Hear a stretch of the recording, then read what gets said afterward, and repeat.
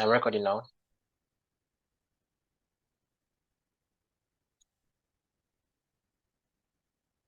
Okay, so welcome guys to another week.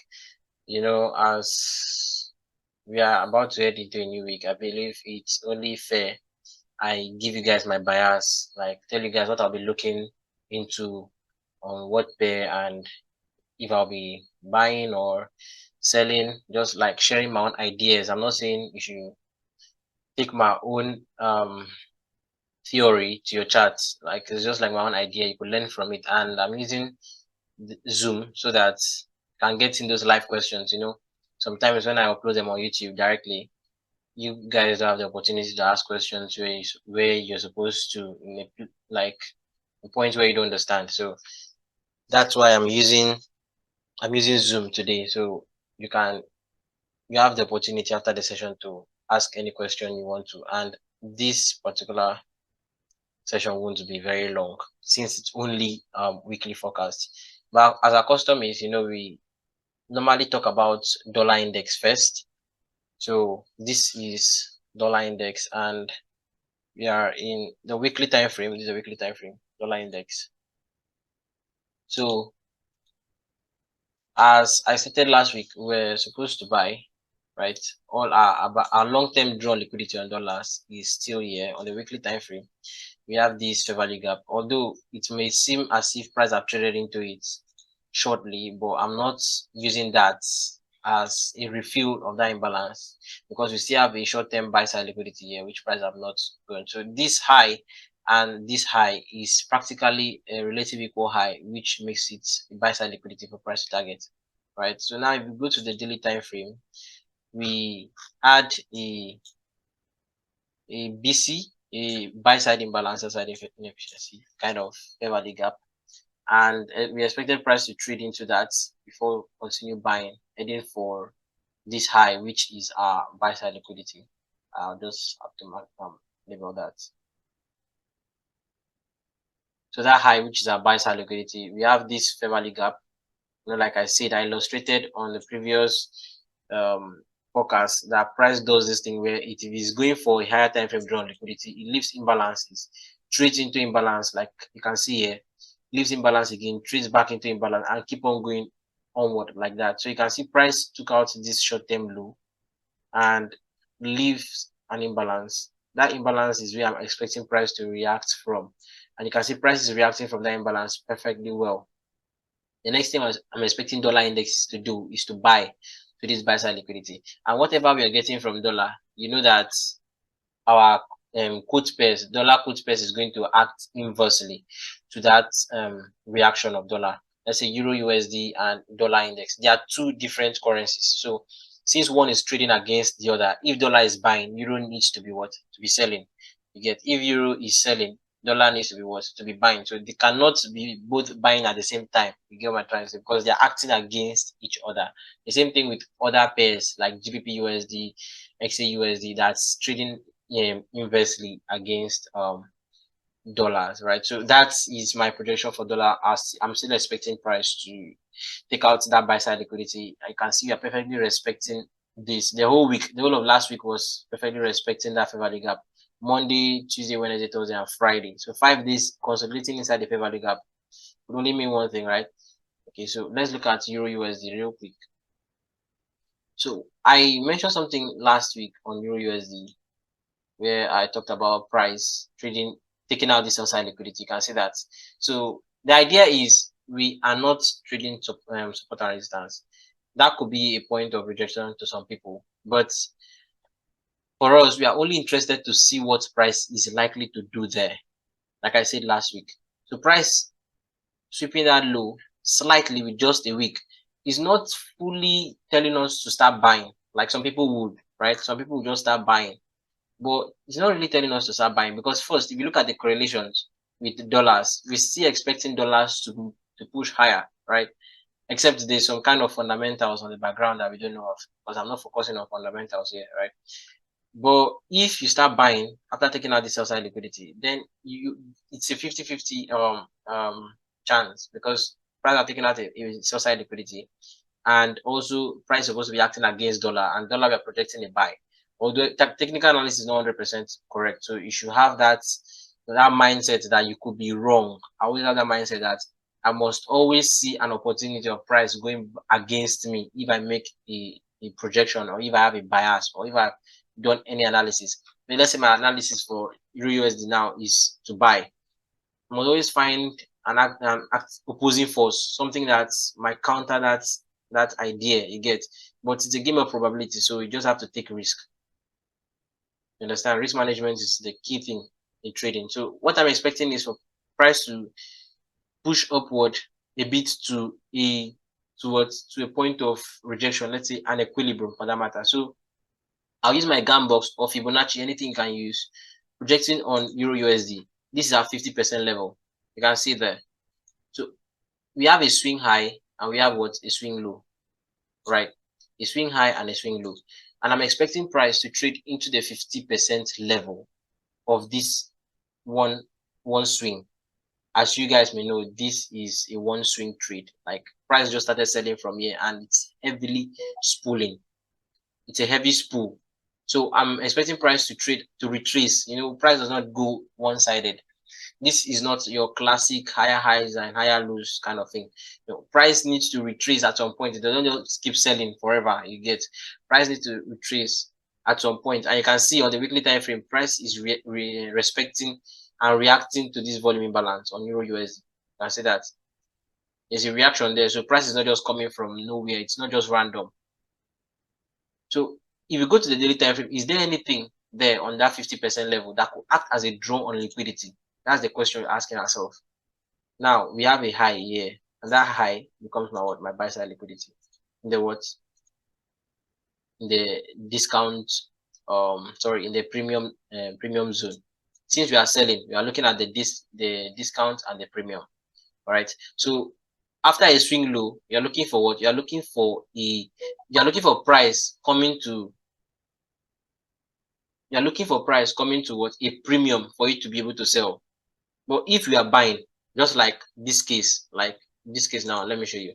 Okay, so we had a swing low here, right? Okay, let me start from here first. We had a swing low straight to this high, to a swing high. You can see price coming to the discount, passing the equilibrium all and coming to the discounts, trading into this other block before going higher. That could be a very valid other block on the weekly time frame. You can go and study that. Now, if we draw another swing high to another swing low, you can see that price is trading into what? To the discounts. And if you check very well, we have what? A draw on liquidity here. I thought about these types of price inefficiencies. So you can see that acting there, it's not just random. That's what I'm trying to tell you. For those of you that trade Euro USD, these things are not just random. You need to be able to project exactly where price is coming from and know where price is going to. Now, after this, we have a change of trend, not change of character or all those things you talk about, because it does not just start from anywhere to change trend or change direction or that flow or anything like that. On the weekly time frame, remember, we had a volume imbalance there, and you can see once price reached into that volume imbalance, there are two probabilities now. Once you get this, first we had price trading into the discount. Second, we still have price trading into the discount. And the next thing, from this swing low to this swing high, we have an equilibrium, premium and discount. Now you ask yourself, we have this sell side liquidity on the discount. This is the only question you need to ask yourself at this point. Is price likely to use the discount as what a rejection point, or is price likely to change trend entirely? That's what you ask yourself. So if you come here on the lower time frame, like let's say 1 hour, 4 hour, and you see any sign of rejection from this sell side liquidity that's on the discount of this swing high to this swing low, then that means price is likely to keep selling. Very, very straightforward. At this point, we cannot expect price to keep selling, to continue selling from this point, because price is not reacting to any higher time frame draw on liquidity. But at this point, we have a weekly volume imbalance there, which is what a higher time frame draw on liquidity. So there's a higher chance that price could start selling from this point to the next sell side liquidity. Now, on this sell side liquidity, the same thing all over again. If price had started retracing, just let's say somewhere here, let's say like this little pullback, right? You cannot expect that pullback to be a change of trend. Like you cannot expect that pullback to be where price can continue buying, because price is rejecting from what a draw on liquidity. Yeah, the higher time frame draw on liquidity. Now, where is our next draw liquidity? We have our next draw liquidity here, which is Euro USD. It's very, very important you understand this stuff. I'm going to upload this recording on YouTube so you can go through it again. There are a lot of premium stuff I'm dishing out here. If only you could possibly understand them, pay great attention to these things. You understand, you can pick the pegs.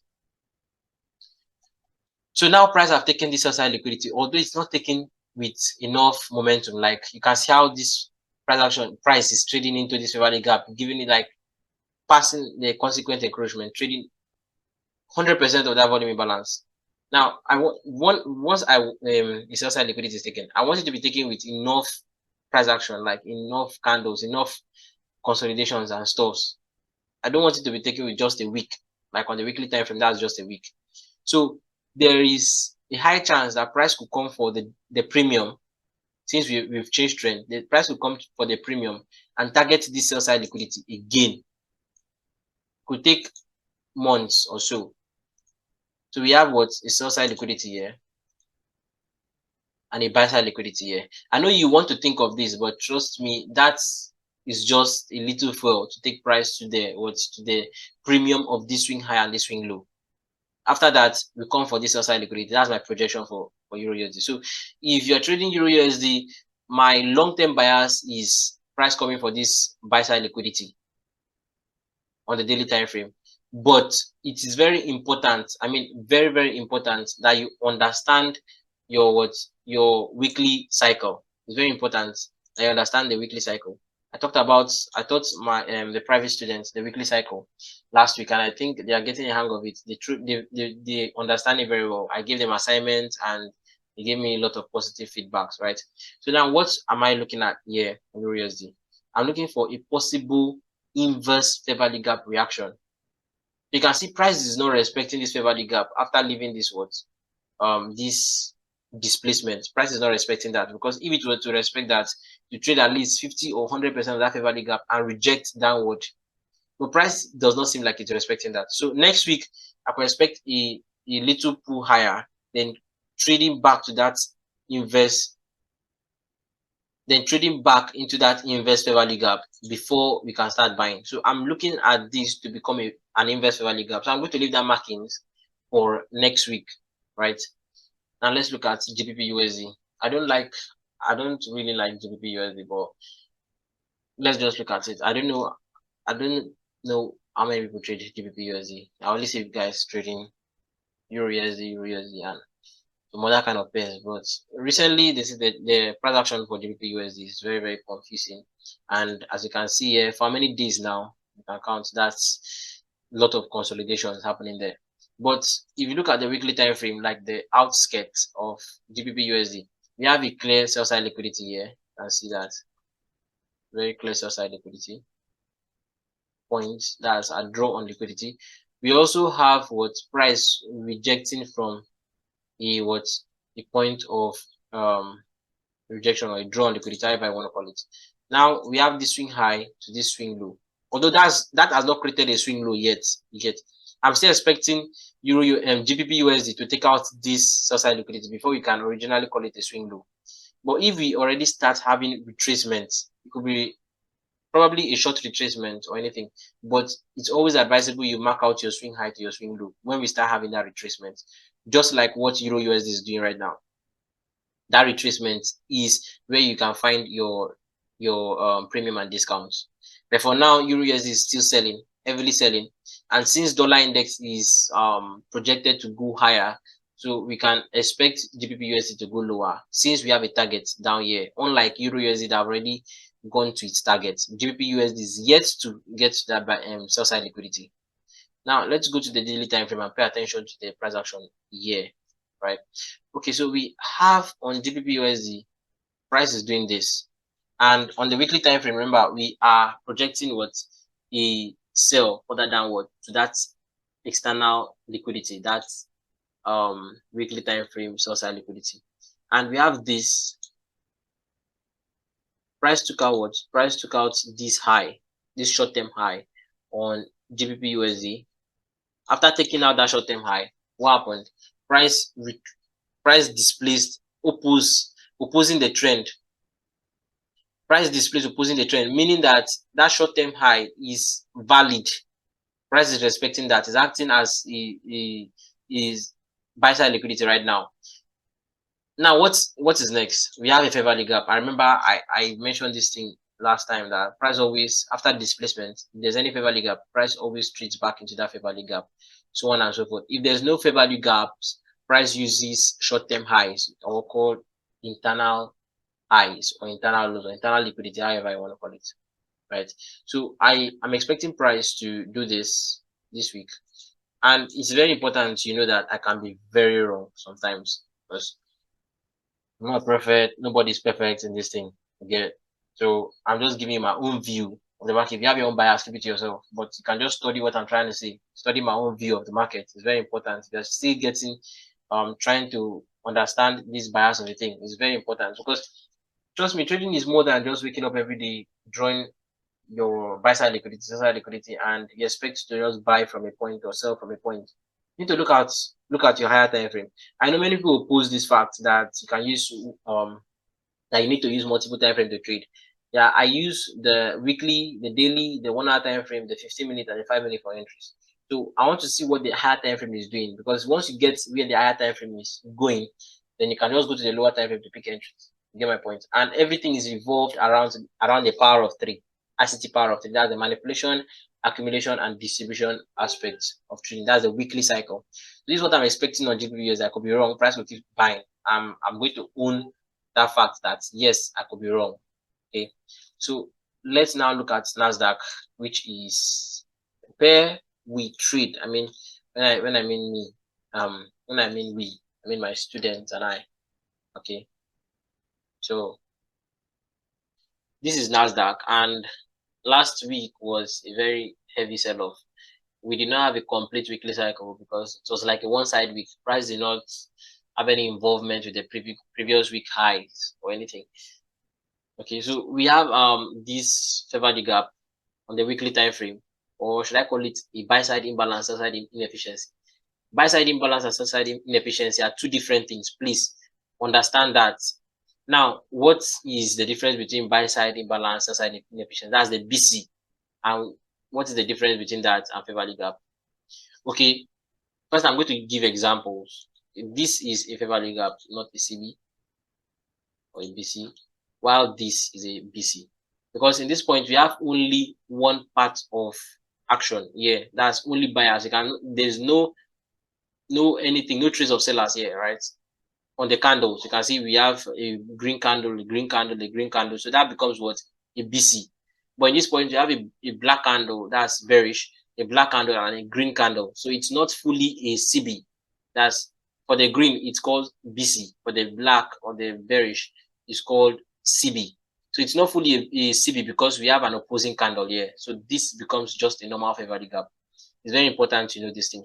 Just like this also. Just like this. You can see that's a very slight fair value gap there. So we have a black, a green, and a black. So that you cannot say that's a BC. I see people making this mistake. You cannot say that's a BC or that's a CB. That's a normal fair value gap. Right? And you can see price is respecting it. You can see this level. Price is respecting it precisely this week's. You can see after breaking the price respects, it's trading back short term before going back higher again. That's telling you that it's now acting as an inverse fair value gap. Very, very important to know these things. Nasdaq has a very simple footprint. So it's very, very simple for you to read Nasdaq because it's very volatile. And that's why I trade just Nasdaq. That's NAS 100 or US Tech or US 100, however it's called in your broker. Right. So on the weekly time frame, we have this fair value gap or this CB, whatever. And you can see price is coming to that level with heavy spooling. And if you go to the daily time frame, so some people call this lower high and lower low, lower high, lower low, lower high, lower low, lower high. But there's more to that. It's very, very important you understand the narrative about what price is doing than just labeling structures. It's very, very important. You get, because once there's no narrative like that, this thing will not work. And that's why it doesn't work every time for you. Now, Look at this. We have what? A sell side liquidity here, which was already taken. Because that sell side liquidity was already taken. And we have what? On this swing high, you have a fair value gap. On the what? On the discount. Like the same thing I explained on Euro USD. What I'm explaining now on Nasdaq. If you want me to put more light in this particular teaching, I'm going to make a video for it. Like in the episodes on YouTube, I'm going to make a standout video for it to explain more and elaborate more on this fact.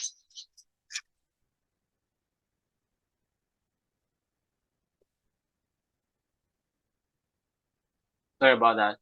So now you can see price is reacting to this level, this volume imbalance. You can see that after reacting to that volume balance, it's trading into what?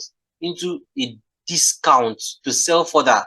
At this point, some people think, okay, we've started the bull run or the bullish trend. But no, we have an higher time frame draw liquidity here. Now, on the higher time frame draw liquidity, let me give you this particular peg, right? The higher time frame draw liquidity is what determines the trend. So all those things are going to the lower time frame to mark high here, social liquidity, other blocks here, and stuff like that. Those are not trends. Those are just short-term moves or short-term market motives. You get the higher time frame is what determines the trend. Now, if you can see Nasdaq on the higher time frame, where it's coming from, if you check the weekly time frame, the Monday time frame, you find out that this particular zone where this bull run started is what is a swing high and a swing low premium. Let me show you. So it doesn't act like maybe talking too much. So let's see this swing low to this swing high. You can see now this swing low to this swing high. You can see price trades back to the premium, taking out the short-term sell side liquidity, because on the premium, if you are buying, or on the discount, if you are selling, you need to find a draw liquidity inside the after the equilibrium for you to use that as your opposing force, right? So now price takes out the sell side liquidity in the premium before buying, and now the higher time frame motive is what is to come for this overall high. That's to create another swing high. But first we need to focus on the short-term lows and the short-term highs and the short-term fair value gaps, the short-term bias in particular. That's all building up around here. Okay, so now the daily time frame. So after price does this, you can see price start rejecting again, coming to where? Coming to the next sell side liquidity. Simple. They came for the next sell side liquidity. You have another sell side liquidity taken there. So if you start buying here because that's the sell side liquidity, and let's say you do something like this, because I see people a lot, I see people do this a lot. You come, pick a sell, put their stop loss in an imaginary zone, then want to swing the opposite. This is acting upon opposing trend. You're opposing the trend. You can see this is a straight stop loss for you. You'll be in profit at some point. That euphoria is, but you're looking at the opposite side of the market, because the same thing that price did here is what price is going to do here again. At this, it's not just random. You can see that fair value gap again. The same way price reacted to this volume imbalance, the same way price is reacting to this fair value gap. Now, if you mark from this swing high to this swing low, where's the discount or the premium? This is our discount, and these are premium. So price need to go into that cheaper price to sell back. All of this is technical analysis, yes, but you need to understand this thing. It's not that complicated, trust me. Currently now, it might seem complicated to you, but it's not complicated. If you understand this weekly cycle, understand your bias, understand the premium and discount, then you're good to go. You just need to focus on picking entries. So now I'm not focusing on any long-term buy. Of course, I'm not a long-term trader or a swing trader. I'm an intraday trader, so I can even buy if there's a buy setup on Monday or those intraday swings. I can buy, but overall, I'm not holding trades that let me hold a buy setup on Monday to Wednesday or the whole week when price is overall bearish. You get what I'm trying to say? So this has nothing to do with any indicator or RSI or anything, or any divergence or any trend line. This is just pure price action. Price trading into that value gap. What is next? Now this week is opening. As this week is opening, you can see that this sell side liquidity, which is relatively equal, is the next thing for Nasdaq. Look at that. You can see that's relatively equal. Does not mean that after price takes out this social liquidity, start buying long term. No, the same thing price did here. The same thing price did here. Price can also do it here. But remember, price can also choose to come for this favorable gap before trying to buy. So there's a two scenario which I'm not going to play my hands. I'm not going to put my hands in. Right? One is price can take this social liquidity first and reject to take out this value gap, just like it did here, Price can do this after taking out this social liquidity. The other scenario is that price can take out this social liquidity and keep on going further till it reaches for this external liquidity. Till it reaches for the external liquidity before coming for this value gap. And now when price reaches for this external liquidity, there's no need doing this again. There's no need doing this again. No, there's no need doing this again. Mark my word. You can screenshot this or just find any way to save it. There's no need doing this again. Once price takes out this external liquidity, is what we continue the overall trend, which is this, probably coming to the discounts this time and keep on going. So this is not just normal higher lows and higher high stuff. This is price coming to a discount, trading into a drawn liquidity on that discount before going higher. So in some aspects, the higher lows and higher thing structure is correct. In some aspects, it's not correct because they're not giving you the context and to why and the narrative as to why price does exactly what it does in those structures. So this is everything for this week. This is what I'm looking at. This is my buyers and everything. I'm expecting Nasdaq to take out that sell liquidity. That means it sell. Monday could open on Monday could act otherwise. Monday could just open and say, oh, let me start going for this February gap. But don't forget the higher time frame narrative, which is this sell liquidity. You know the Monday setup, you know the Friday setup. So your only challenge is now the Tuesday, Wednesday, and Thursday setup. If possible, if you want to be a very mechanical trader, you could just focus on taking only the Monday and Friday setup, since there's a setup for that. Tuesday, Wednesday, and Thursday, which is unsure, you could just ignore that, right? If you can do that, but at some point, traders always have that urge to be in a trade, something like that. So I don't know if you have any question. Probably have less than 8 minutes right now. So if you have any question, it's best you ask. Bitcoin, BTC, please. Oh, BTC. I don't know. I don't have much to talk about on BTC, but the thing is, BTC is crypto and crypto is highly manipulated. So I don't want to come and tell you I'm looking at the buy or I'm looking at the sell, and BTC end up doing the opposite. You can see. Last week I was looking at a possible sell after taking out this buy side liquidity and see what BTC did. So that means I'm owning my mistake that I was wrong about BTC selling to this sell side liquidity and it's now buying. See, BTC is highly manipulated. Price, yes, price not taking out FVG. When you talk about FVG, price needs to trade into a favorable gap. Price does not take out a favorable gap. Price takes out a high, takes out a low. But yes, price needs to trade into a favorable gap. It's like what price does. Price does three things. Leaves this imbalance. You can see this Bitcoin chart now. Price leaves this imbalance and price rebalance this imbalance and price runs for liquidity. That's the three things. Everything price does, everything on chart, everything on technical analysis is summarized into those three aspects. Leaving imbalance, rebalancing, and running for liquidity. Those three things. If you can figure out where the next draw liquidity is, how can you figure out where the next draw liquidity is?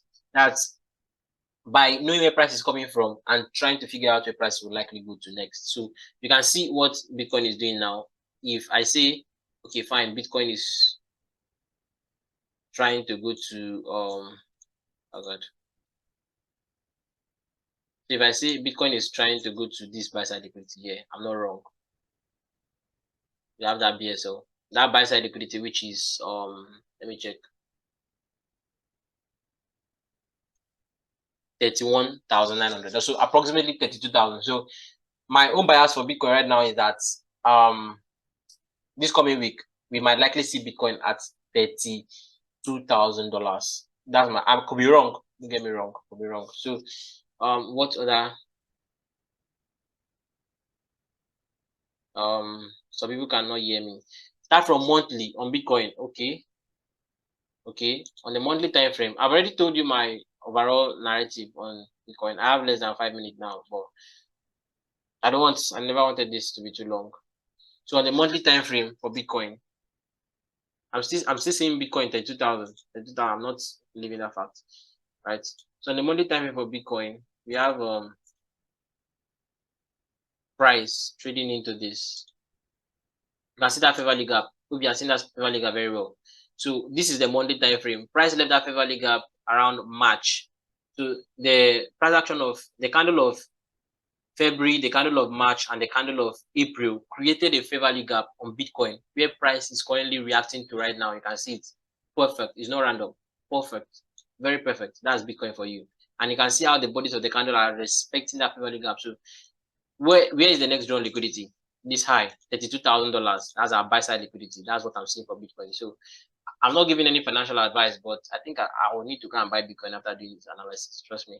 I need to go and back some Bitcoin. Thank you for making me analyze Bitcoin today, for whoever asked. So I have less than 4 minutes. Let me team is going for the high of 45k. I don't know about that. I don't do these long-term swings kind of thing. I'm not a swing trader. I don't want to even get attuned to that swing trading mindset. I'm always keen to taking my profit at first high. So I don't know if price is going to go to 45k. After getting to 32k, I don't know what next. Go reject, keep going, but that's none of my business. Throw more light on BTC daily bias. I just did that. I think so. I just did that. So my point is that $32,000 is what I'm saying. You can see that monthly favorable gap. I don't want to restart this space, so I don't want it to be this one space. I have 40 minutes only on Zoom, and you guys did not join early, so not my fault. Maybe next time. So buy side liquidity, we have price reacting from the monthly favorable gap, and we're heading for buy side liquidity. How do I see for Nasdaq? $32,000. Mark my words. Okay, so what other questions are there? Please, in case weeks where we don't have a full AMD like last week on Nasdaq, how do you trade? Well, I explained that particular aspect with my students, and I'm going to be taking them on that particular aspect. I mean, the private class though. I'm going to take them next week. Explain to them why there are all these one-side weeks.